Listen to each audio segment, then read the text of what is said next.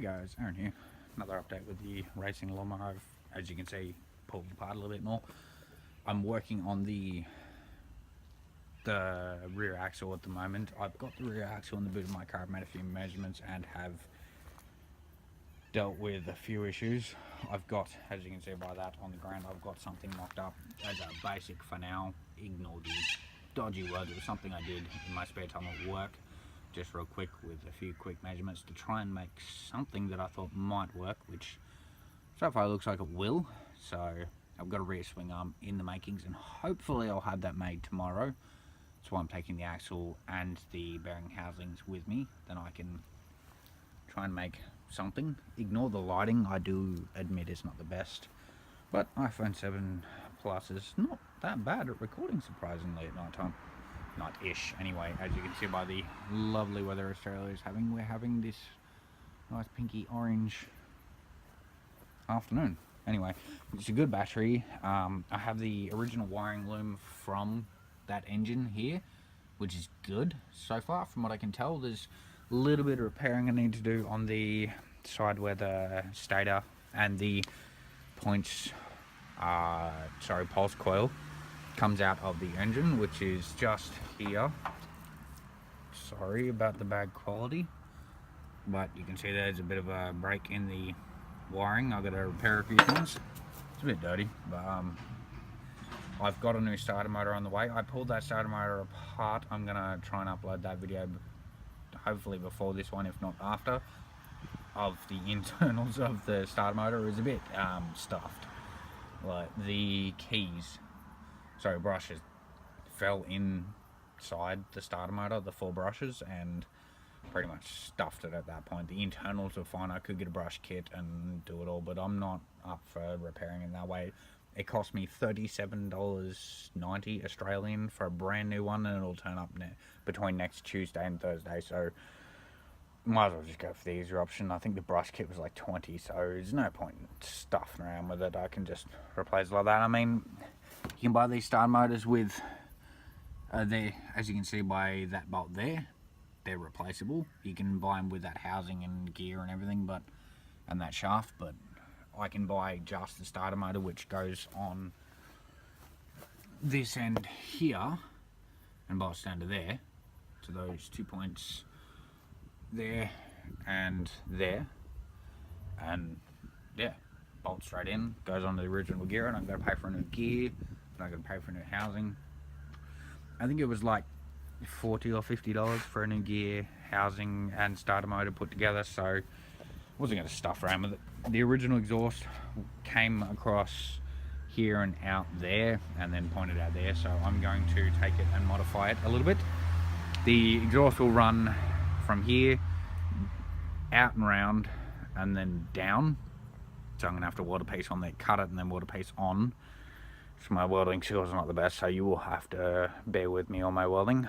And then it will run a 45 straight down there and then straight back. So that's the idea. I've already got the pieces mocked up at work. I've got a piece of exhaust steel welded up with a 45 already on it, and then I've got a few 90s as well, being a lawnmower mechanic, as you can tell by the fact that I have one there which I modified as well as this one. So for me, modifying lawnmower parts is not the hardest, not the easiest at the same time, but yeah, I've got a few parts spare.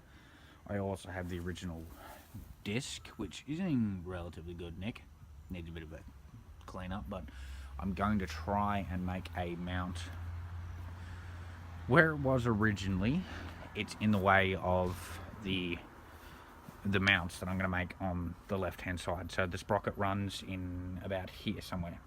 It's going to be up here, so that's not a problem. But the original brake dismount put it about here, so I'm going to cut the weld and then sweat the original mount off, and then try and mount it on this side of the axle, inside here, because the axle is going to, these are going to be gone, and the axle is going to be running at about this height. Hopefully I can get better wheels, tires by the way. That's why I have them off as well, because if I can find a wheel which fits that PCD, hopefully I can just swap the wheels over altogether. But they are close to the same size as a rear tyre on a go-kart, so hopefully I can just whack some go-kart tyres on it. I don't want to go too low profile because it's going to change the gearing once again, and I've already geared the axle to suit that engine altogether, so I don't want to mess with the gearing too much. With these tyres alone, going from the original 17-inch rear wheel off the dirt bike to this, it's going to be a bit on the side, so I don't want to mess around with that.